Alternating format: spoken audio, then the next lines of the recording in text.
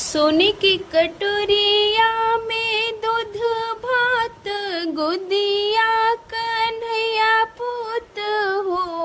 यशोदा घूमी घूमी कान्हा के खियावेली चंदा के बोलावेली हो। यशोदा घूमी घूमी कान्हा के खियावेली चंदा के बोलावेली हो। अरे आवा चंदा मामा पारे आवा नदिया किनारे आवा हो। चंदा उतरी ना आवा मोरे आंगनवा ललनवा मोर खेलस बालक मोरे खेलस हो।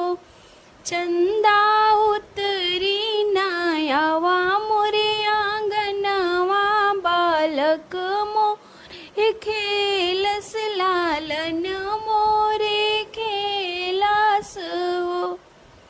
सोने के थरियावा